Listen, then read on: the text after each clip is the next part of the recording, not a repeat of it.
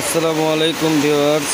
আজকে আমার চাচতো ভাইয়ের শ্বশুর মারা গেছে। তার মজলিসে যে মিলাদ হচ্ছে, এখন মোনাজাতের সময়।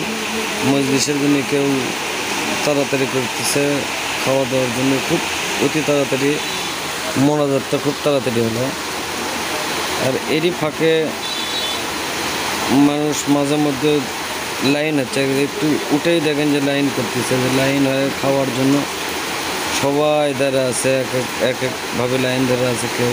কেউ আবার কেউ প্লেট নিয়ে যাচ্ছে, হাতে করে প্লেট নিয়ে সবাইকে তুলে দেয় খাবার দেবেন কীভাবে কেউ। বগুড়ার সেই ঐতিহ্যবাহী আলু ঘাটি এবং ভাত, তার সঙ্গে ভাত ও আলু ঘাটি খেতে বগুড়াবাসী খুব প্রিয় খাবার। সেই জন্য করেই আমার ভাইয়ের শ্বশুরের মজলিসে আলু ঘাটি ও ভাতের আয়োজন করা হয়েছে। আর এর ফাঁকে আমি গেছিলাম নরুলের বিলে। এটা নরুলের বিলের দৃশ্য, এই মেঠো পথ দিয়ে হেঁটে যেতে হয়, সামনেই নরুলের বিল।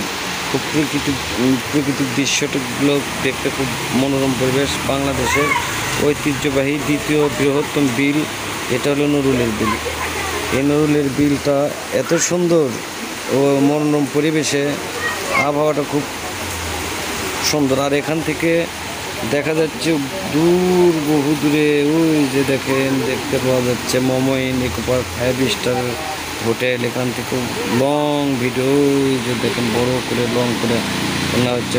এটা হচ্ছে আপনার মমইন 5 স্টার হোটেল। ওখান এই নরুলের বিলটা হলে দেখেন কত বড় আয়তনের।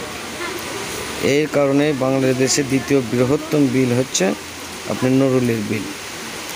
আর এর ফাঁকে এই যে দেখেন পাখি উঠতেছে, ওই যে দূর থেকে আমি তুললাম। আর ওখানে শাপলা ফুল, ভ্যাট গাছ, আরও অনেক কিছু।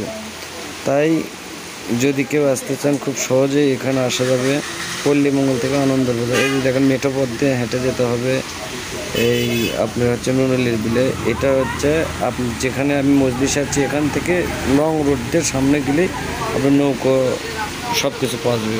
প্লিজ সবাই আমার চ্যানেলটা সাবস্ক্রাইব